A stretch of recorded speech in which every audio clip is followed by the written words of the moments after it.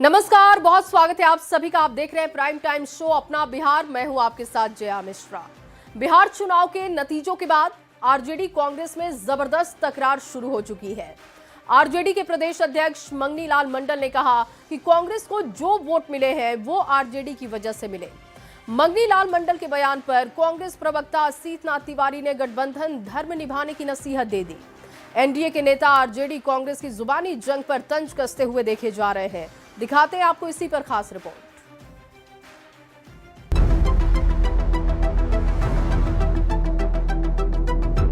Vote जितना उनको मिला है, राष्ट्रीय जनता दल का वोट मिला है।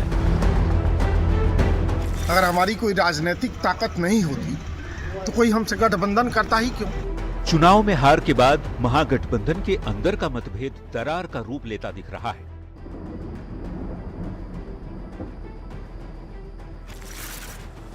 आरजेडी और कांग्रेस में जबरदस्त आरोप प्रत्यारोप का दौर शुरू हो गया है।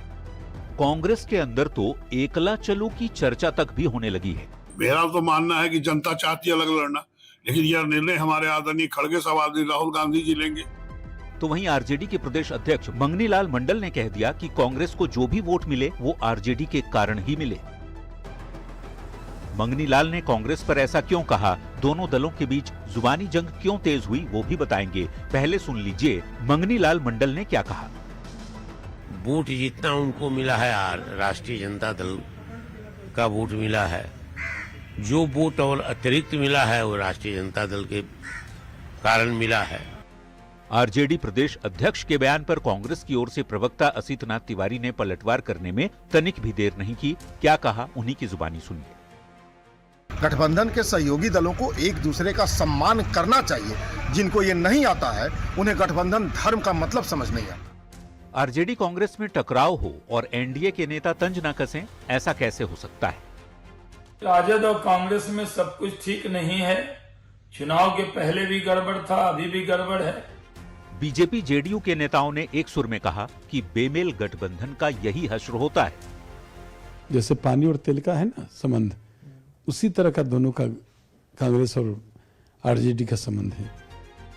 बिहार चुनाव के नतीजे के बाद तेज हुई आरजेडी कांग्रेस की तकरार कहां तक जाती है ये तो वक्त बताएगा। लेकिन ये फसाद तब शुरू हुआ जब कांग्रेस नेताओं ने अपनी समीक्षा बैठक के दौरान आरजेडी पर कांग्रेस के उम्मीदवारों को हरवाने का आरोप लगाया था, जिस पर मंगनी लाल मंडल ने पलटवार किया और बात बढ़ते बढ़ते यहां तक पहुंच गई। सवाल है कि क्या महागठबंधन से अलग हुई दुनिया बसाएगी कांग्रेस? न्यूज 18 के लिए पटना से संवाददाता रवि एस नारायण, आनंद अमृतराज और दिल्ली से रिपोर्टर रवि सिसोदिया के साथ ब्यूरो रिपोर्ट। और वहीं पटना में तेजस्वी यादव की अध्यक्षता में महागठबंधन की बैठक हुई। बैठक में हाथ पर मंथन किया गया। नए विधानमंडल के सत्र को लेकर रणनीति पर भी चर्चा हुई। तेजस्वी यादव ने महागठबंधन में जोश भरते हुए अपराध और भ्रष्टाचार को लेकर सरकार के खिलाफ हल्ला बोलने को कहा। एनडीए ने तेजस्वी की रणनीति पर तंज भी कसा। दिखाते हैं आपको ये रिपोर्ट।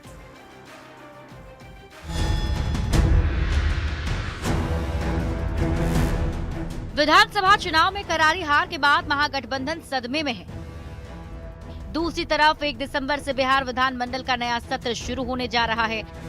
ऐसे में शनिवार को तेजस्वी यादव के आवास पर सियासी गहमागहमी रही। तेजस्वी के आवास पर महागठबंधन की बैठक में विधानसभा सत्र में विपक्ष की रणनीति पर मंथन किया गया। बैठक में तेजस्वी यादव ने सभी से एकजुट होकर सरकार के खिलाफ सदन में हल्ला बोलने को कहा। महागठबंधन सदन में अपराध और भ्रष्टाचार पर सरकार को घेरने की तैयारी में है। रणनीति बनी है, हम लोग को वहाँ रहना है और जब तक सत्र चलेगा हम लोग साथ रहेंगे और सरकार के गलत नीतियों के खिलाफ में हम आवाज उठाते रहेंगे। रचनात्मक विपक्ष की भूमिका का निर्वहन करेंगे। इंडिया गठबंधन के जो जितने एमएलए थे उनकी बैठक हुई और सशक्त विपक्ष की जो हस्तक्षेप होती है, संख्या जितना भी कम हो, बात को कैसे रखते हैं वो संगठित तौर पर रखने की बातचीत हुई है। चुनाव में हार के बाद विपक्ष के हौसले पस्त हैं। तेजस्वी यादव ने महागठबंधन के विधायकों में जोश जरूर भरा है, लेकिन महागठबंधन की रणनीति और कूटनीति पर एनडीए खूब तंज कस रहा है। नेता प्रतिपक्ष के दावेदार तेजस्वी यादव को जब जनता ने औंधे मुंह गिरा दिया है, तब भ्रष्टाचार के खिलाफ सदन में हल्ला करने की नसीहत अपने विधायक को देकर आखिर वह कैसा संदेश देना चाहते हैं? वह तो खुद ही अब जमानत पर है। बिहार के जनता ने जनादेश दे दिया है एनडीए के पक्ष में, लेकिन तेजस्वी यादव जी आज तक बिहार के जनता का जनादेश का सम्मान तक नहीं किया मीडिया के सामने आकर। बिहार विधानमंडल के शीतकालीन सत्र को लेकर तैयारियां तेज है। 18वीं विधानसभा का ये पहला सत्र होगा। सत्र में नवनिर्वाचित विधायकों को शपथ दिलाई जाएगी। साथ ही नीतीश सरकार अपना रोड मैप भी बताएगी। विधानमंडल के शीतकालीन सत्र को लेकर एनडीए के हौसले बुलंद हैं, तो विपक्ष हार के बाद रणनीति पर मंथन कर रहा है। न्यूज़ 18 के लिए पटना से रवि एस नारायण की रिपोर्ट। और वहीं पटना के महुआ बाग इलाके में बन रहा लालू प्रसाद का आलीशान बंगला एक बार फिर से चर्चा में आ चुका है। आखिर क्यों अचानक लालू प्रसाद के निजी बंगले पर चर्चा तेज हो गई है, जानने के लिए ये रिपोर्ट देखिए।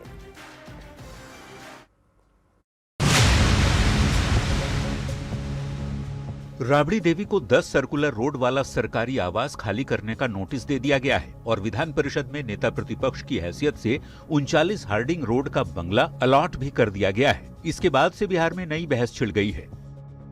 लेकिन 10 सर्कुलर रोड खाली करने के पहले बिहार के सियासी गलियारे में कुछ सवाल तैर रहे हैं। सवाल ये कि क्या 10 सर्कुलर रोड का बंगला खाली करेंगी राबड़ी देवी? क्या 10 सर्कुलर रोड से 39 हार्डिंग रोड बंगले में शिफ्ट होगा लालू परिवार? इन सवालों के बीच आरजेडी अध्यक्ष लालू प्रसाद का बन रहा आलीशान निजी बंगला भी चर्चा में आ गया है और उसकी एक्सक्लूसिव तस्वीरें जो हैं वो हम आपको दिखा रहे हैं। ये दानापुर अंचल का महुआ बाग का इलाका है। पटना के महुआ बाग में बन रहे बंगले की तस्वीर देखिए। ये घर पिछले 1.5 साल से तैयार हो रहा है। देख रहे हैं और यहीं से ठीक आगे अगर आप देखेंगे तो जो सामने जो आवास दिखाई पड़ रहा है, जो निर्माण हो रहा है, ये लालू प्रसाद यादव का जो घर है वो है। भव्य तरीके से यह मकान तैयार हो रहा है जिसमें 7 से 8 बड़े कमरे हैं, स्टाफ क्वार्टर है, गार्डन एरिया के साथ मीटिंग हॉल और कार्यकर्ताओं के साथ बैठक करने की बड़ी सी जगह भी है। पूजा घर और चारों तरफ 15 फीट ऊंचा बाउंड्री तैयार किया गया है जिसका निर्माण कार्य खुद लालू प्रसाद मॉनिटर करते हैं। लालू प्रसाद यादव जो है वो खुद यहाँ पे इस मकान को देखने के लिए पहुंचे हैं और ये सबसे एक्सक्लूसिव तस्वीर जो है वो हम आपको दिखा रहे हैं कि ये आप जरा देखिए कि यहाँ पे आपको दिखाएं कि लालू प्रसाद यादव जो है वो यहाँ पे पहुंचे हैं अपने आवास को देखने के लिए। राबड़ी देवी को 10 सर्कुलर रोड वाला आवास खाली करने का नोटिस मिलने के बाद कयासबाजी तेज हो गई है कि लालू परिवार 39 हार्डिंग रोड में शिफ्ट होने की बजाय अपने महुआ बाग वाले बंगले में शिफ्ट हो सकता है।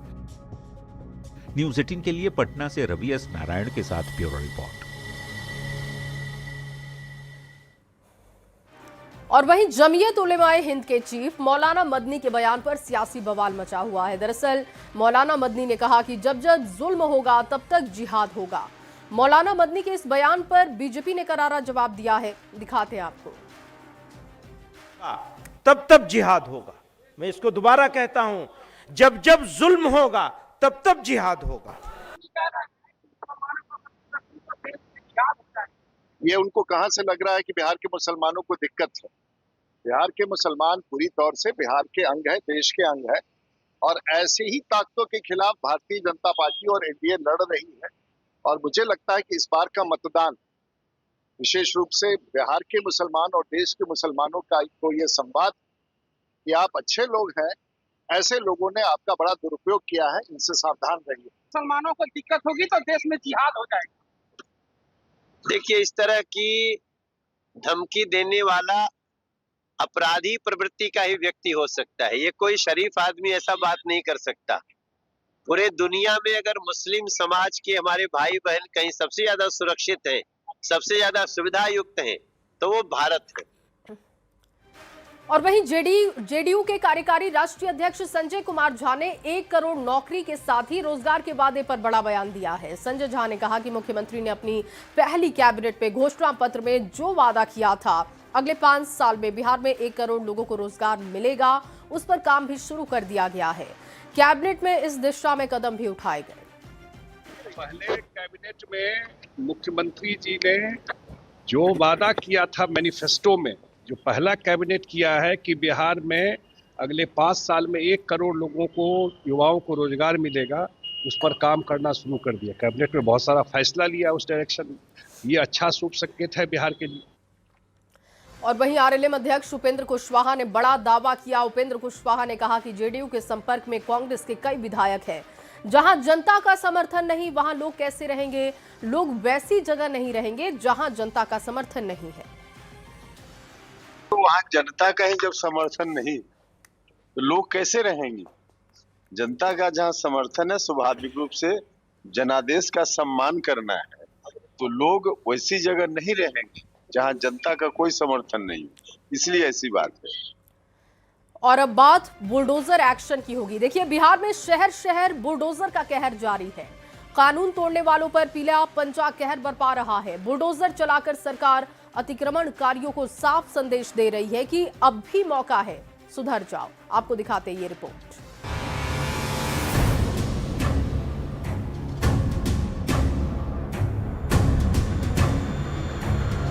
बिहार में नई सरकार आने के बाद बुलडोजर एक्शन जारी है।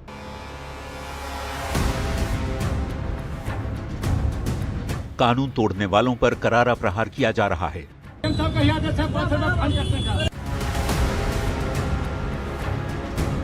अतिक्रमण हटाने की बड़ी मुहिम चल रही है।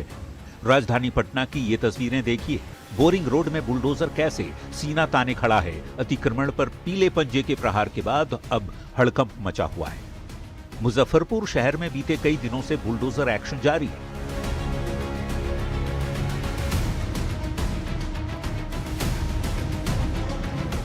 अतिक्रमण के खिलाफ लगातार अभियान के बाद शनिवार को लोगों का गुस्सा भड़क उठा। लोगों ने बुलडोजर के चक्के की हवा निकाल दी, ड्राइवर की पिटाई की और शीशे भी तोड़ दिए। हालात बिगड़ता देख पुलिस की टीम ने मोर्चा संभाला और दोबारा अतिक्रमण हटाने का अभियान शुरू हो गया। देखिए, अतिक्रमण बहुत पुराना अतिक्रमण है, तो थोड़ा बहुत विरोध तो होता ही है, ये एक्सपेक्टेड होता है, बट ये कंटिन्यू चलते रहेगा।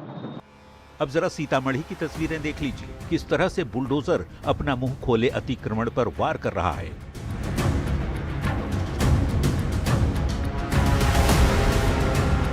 बुलडोजर एक्शन मोड में है और अतिक्रमणकारियों में हड़कंप मचा हुआ है। मकान, सड़क किनारे लगे दुकान को पलक झपकते ही बुलडोजर तबाह कर दे रहे हैं। बुलडोजर ने अवैध निर्माण को धराशायी कर दिया। बुलडोजर के प्रहार से अतिक्रमणकारियों के हौसले पस्त हो चुके हैं।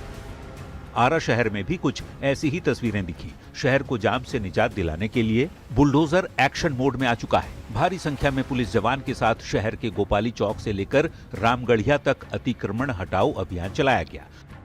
वैशाली में भी इंक्रोचमेंट ड्राइव चलाई जा रही है। शहर के जौहरी बाजार, त्रिमूर्ति चौक से लेकर रामाशीष चौक तक अभियान चलाया गया। सड़क किनारे बने अवैध दुकानों को बुलडोजर ने अपना शिकार बनाया।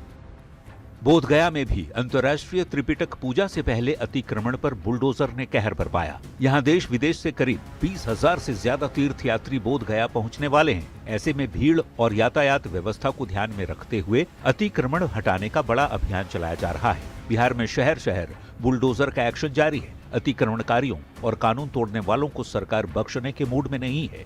हर शहर में बुलडोजर सीना ताने अतिक्रमणकारियों पर ताबड़तोड़ वार कर रहा है। Bureau report, news 18। और चलिए आगे बढ़ते हुए आपके सामने बड़ी खबर रखे। बड़ी खबर आरा से, जहां पर आरा पटना डीडीयू रेल खंड के कारी साथ रेलवे स्टेशन के पास चलती ट्रेन 2 हिस्सों में बंट गई। घटना के बाद अप लाइन में ट्रेन का परिचालन बाधित हो गया।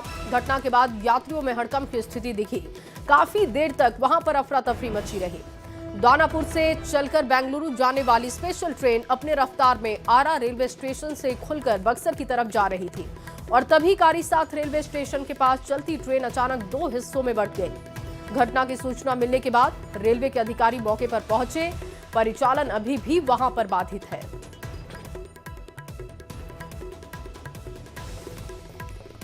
और अगली बड़ी खबर सुपौल से, जहां एनएच पर खड़ी बस में उपद्रवियों ने आग के हवाले बस को कर दिया।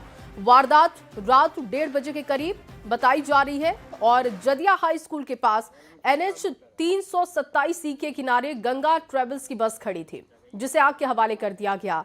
बस का ड्राइवर बस को सड़क किनारे खड़ा कर शादी समारोह में शामिल होने के लिए गया था। चालक और स्थानीय लोग जब सुबह पहुंचे तो बस जलकर राख हो चुकी थी। और ये तस्वीर आप देख रहे हो, उपद्रवियों ने खड़ी बस को आग के हवाले कर दिया। अब इस मामले की पूरी जानकारी जुटाई जा रही है कि किस वजह से आग को हवाले किया गया। नेशनल हाईवे की ये तस्वीर है जहां जानकारी मिल रही है कि बस को रोड के किनारे लगाकर ड्राइवर किसी काम से चला गया था। जब सुबह वो यहां पर पहुंचा तो पूरी तरीके से बस जलकर खाक हो चुकी थी। हाँ, हम चले गए घर पे, शादी था। हाँ, जब दो रात बजा तब यहाँ का आदमी से हमको फोन किया कि आपके गाड़ी में आग लग गया है।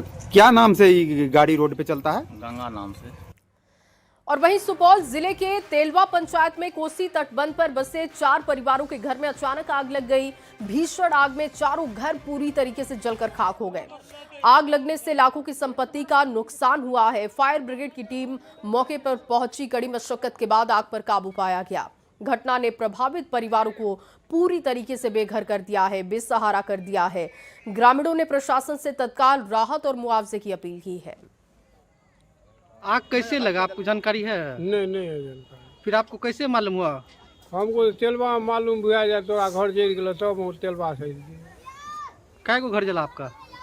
दूर हो जा रहा हमको। तेलवा पंचायत के बेला वार्ड नंबर 1 में के जो विस्थापित परिवार हैं, बांध पर आकर के बसे हुए हैं, उन लोगों के घर में अचानक आग लगा है।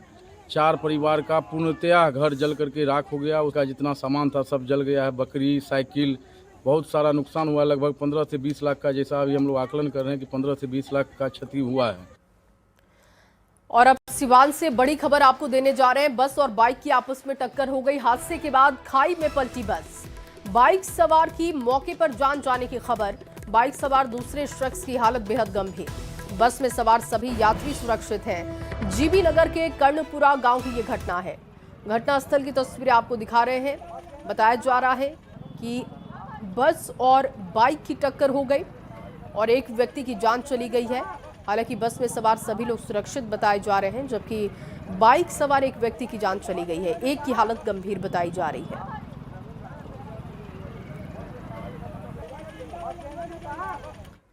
और अगली बड़ी खबर नालंदा से आपके सामने रखने जा रहे हैं। एसबीआई के मिनी ब्रांच के पास लूट की घटना को अंजाम दिया गया। बैंक कर्मी से लूटे गए हैं 3 लाख रुपए।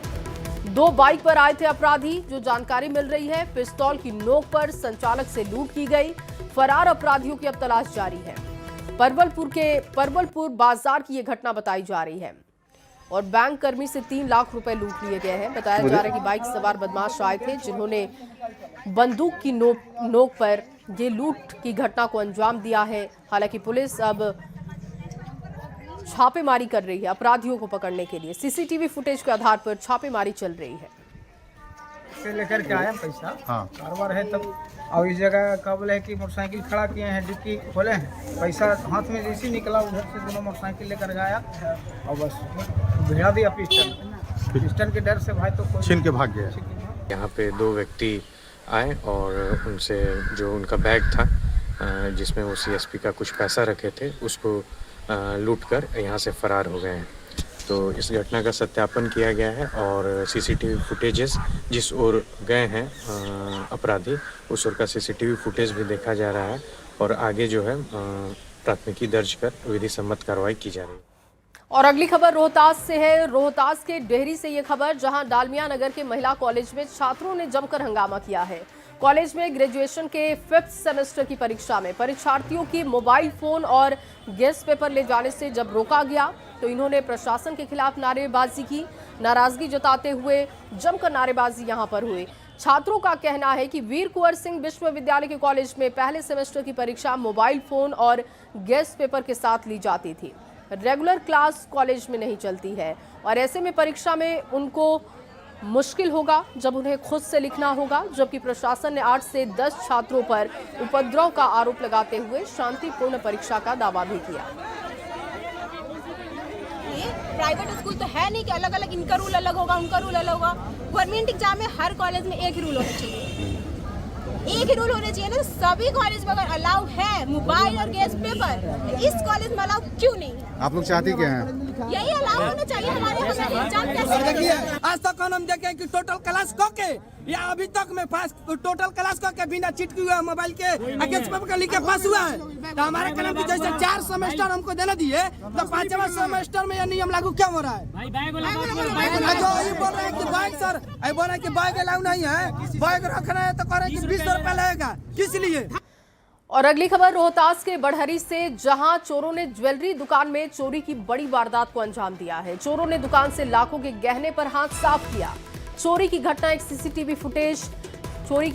सीसीटीवी फुटेज भी सामने आया है, जिसमें करीब 6 चोर चोरी करने के बाद जाते हुए दिखाई दे रहे हैं। चोरी की घटना से नाराज दुकानदारों ने सड़क को घंटों जाम रखा। आरोपियों की पहचान कर कार्रवाई की मांग उठी है। मौके पर पहुंचे सासाराम एसडीपीओ ने लोगों को समझा बुझाकर मामले को शांत करा लिया है और साथ ही साथ ये दावा किया गया है कि जल्द से जल्द सभी को गिरफ्तार कर लिया जाएगा। एक तरफ आप लोगों का गुस्सा देख रहे हैं। काउंटर भी खुला हुआ, अलमारी भी टूटा हुआ है और सामान भी सब लेकर चला गया, सब खाली हो गया है। चोरी हुआ है जी, चोरी हुआ, डकैती हुआ है सर। मैंने दुकान 3 बार 4 बार दुकान लुका गया सर। आवेदन दे बुढ़ा गए हम लोग, लेकिन हमें तो इंसाफ नहीं मिला हम लोग का। डॉग टीम बुलाया जाए पटना से, जहाँ से भी हमारे प्रशासन से, और एसपी साहब को हम लोग सुबह से ही 6 बजे से ही हम लोग धरना पर बैठे हैं और सभी दुकानदार भाई मिल करके हमने सहमति से अपना दुकान बंद किए हैं, क्योंकि हमारे सभी दुकानदार बंधुओं का कहना है कि एसपी साहब आए और पुनः एकदम स्वच्छ एकदम जांच करें। यहाँ पे हम लोग अभी टीम लेके आए हैं, डीआईयू भी आई है, डॉग स्क्वाड भी आई है, घटनास्थल का निरीक्षण हुआ है। आगे भी कुछ चीजें आती है तो हम लोग बताएंगे। और अगली बड़ी खबर, लखीसराय से कुख्यात अपराधी सोनू गिरफ्तार किया गया। भाई राजू के साथ उसकी गिरफ्तारी की गई है। देसी कट्टा, कारतूस, मोबाइल भी से जब्त किया गया है। हथियार, रंगदारी, लूट जैसे मामले पहले से दर्ज है। अवगिल गांव से दोनों की गिरफ्तारी की गई। दोनों से कड़ी पूछताछ में जुटी है पुलिस। करीब 17 केसेस अभी तक हम लोगों ने जो पाया है, 17 केसेस जो कि हत्या, लूट, डकैती, अटेम्प्ट टू मर्डर, ये सब सारे मामले, आर्म्स एक्ट, सारे मामले इस पर दर्ज किए हुए हैं। वो गिरफ्तार किया गया। उसका भाई हो करीब उसके 8 केसेस हैं, राजू सिंह, उस पर भी उसी तरह का सिमिलर केसेस हैं। काफ़ी एक आतंक था, तो हम लोगों ने ये टॉप 10 में भी था हमारे जिले का, तो हम लोगों ने काफ़ी मशक्कत करने के बाद एसडीपीओ के नेतृत्व में इसे गिरफ्तार किया गया। और अगली बड़ी खबर, बाढ़ से, जहां आरजेडी नेता कर्णवीर यादव ने सरेंडर कर दिया है। दरअसल हत्या के मामले में अप्राथमिक अभियुक्त कमलेश की हत्या का है ये आरोपी। 10 फरवरी 2023 को हत्या हुई थी। अग्रिम जमानत खारिज होने के बाद सरेंडर किया गया। बाढ़ सीट से उम्मीदवार रह चुका है कर्णवीर यादव उर्फ लखू मुखिया, देखिए, जिसने सरेंडर कर दिया है। एक हत्या के आरोप में ये सरेंडर की कार्रवाई हुई है। हत्या के मामले में अभियुक्त है, हालांकि ये अपने आप से सरेंडर कर चुका है। और वहीं बिहार विद्यालय परीक्षा समिति ने परीक्षा का वार्षिक कैलेंडर जारी कर दिया है। बड़ी खबर आपको दे रहे हैं। बीएसईबी अध्यक्ष आनंद किशोर ने इंटर, मैट्रिक, डीएलएड परीक्षा का कैलेंडर जारी कर दिया है। इंटर की परीक्षा 2 फरवरी से लेकर 13 फरवरी तक होगी। मैट्रिक की परीक्षा 17 फरवरी से लेकर 25 फरवरी तक होगी। अध्यक्ष आनंद किशोर ने बताया कि परीक्षा में एआई का इस्तेमाल किया जाएगा और इसके जरिए फर्जीवाड़े पर लगाम लगाने की कोशिश होगी। उन्होंने दावा किया कि मैट्रिक और इंटर के रिजल्ट इस बार भी सबसे पहले जारी होंगे। अध्यक्ष ने बताया कि मैट्रिक परीक्षा में छात्रों की संख्या 15,02,021 है। 3 दिसंबर तक फॉर्म भरने की अंतिम तारीख है। इंटर की बात करें, 13,07,241 छात्र शामिल होंगे। आगामी वर्ष 2026 का वार्षिक कैलेंडर जारी किया गया है। इस वार्षिक कैलेंडर के अनुसार आगामी वर्ष 2026 में इंटरमीडिएट की परीक्षाएं आगामी 2 फरवरी 2026 से 13 फरवरी 2026 के बीच आयोजित की जाएंगी और मैट्रिक की वार्षिक परीक्षा का आयोजन आगामी 17 फरवरी से 25 फरवरी 2026 के बीच किया जाना प्रस्तावित है। और नई शिक्षा नीति के तहत अब बिहार के सरकारी स्कूलों को स्मार्ट बनाने के साथ तकनीकी रूप से भी मजबूत करने की दिशा में काम चल रहा है। अब सरकारी स्कूल के बच्चे भी रोबोटिक और एआई तकनीक से पढ़ाई कर सकेंगे। इसको लेकर शिक्षकों को ट्रेंड करने का काम हो रहा है और पहले से माध्यमिक और उच्च माध्यमिक स्कूलों में अटल टिकरिंग लैब बनकर तैयार है, लेकिन ट्रेंड टीचर नहीं है। अब आपको बता दें कि यूनिसेफ की तरफ से राज्य के सभी 38 जिलों के कंप्यूटर साइंस और साइंस के चुनिंदे शिक्षकों को ट्रेनिंग दी जा रही है ताकि वो बच्चों को भी ट्रेनिंग दे सकें।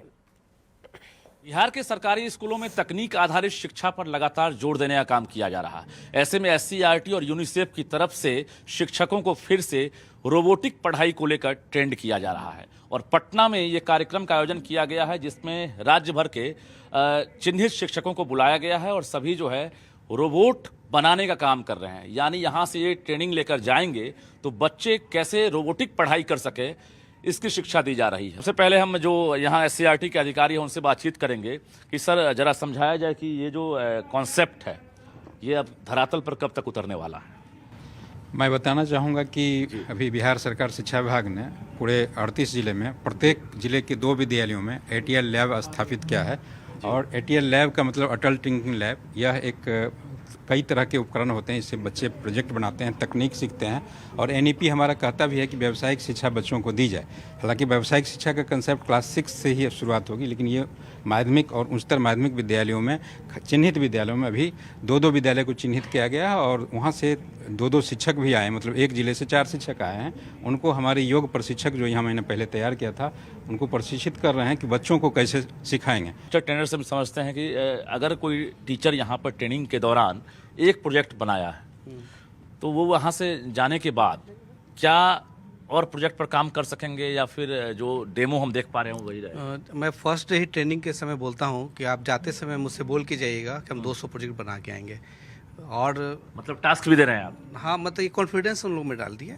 खुद वो फील कर रहे हैं। शिक्षक हैं यहाँ पर, उनसे भी बातचीत करेंगे। आपने क्या तैयार किया? जी सर, हम लोग 2 जिले का एक टीम बनाया गया है। SR इनोवेटर्स शेखपुरा और रोहतास से हम हैं और हमने 2 प्रोजेक्ट बनाया है। एक हैंड शेकिंग रोबो है, इधर इसको इस तरीके से ये हाथ से सीख गए, बच्चे कैसे सीखेंगे? बिल्कुल सर, ये बिल्कुल ईजी है।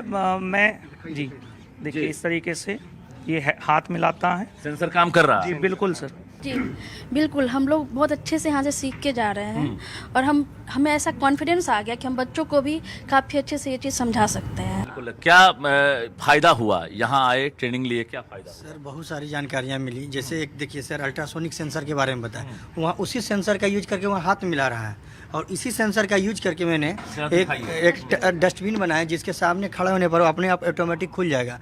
डस्टबिन को टच नहीं करना है।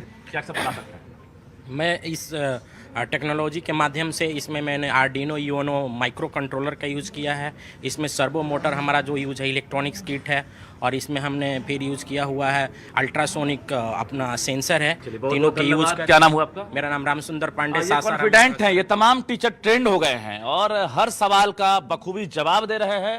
जाहिर है नई शिक्षा नीति के तहत जो प्लानिंग किया गया है और भारत सरकार हो या राज्य सरकार हो इसके लिए लगातार अग्रसर है और ऐसे में बिहार में ये शुरुआत हो गई है। यानी अब बिहार के सरकारी स्कूल के बच्चे AI और रोबोटिक पढ़ाई से महरूम ना रहें, इसको लेकर मास्टर ट्रेनर बनकर यहां से अपने अपने स्कूल के लिए सभी शिक्षक अब रवाना हो रहे हैं। उम्मीद करते हैं यह सेशन मील का पत्थर साबित होगा। कैमरामैन संत के साथ रजनीश कुमार, न्यूज़ 18 पटना। और चलिए इसी रिपोर्ट के साथ इस बुलेटिन में बस इतना ही। आगे आपको जोहार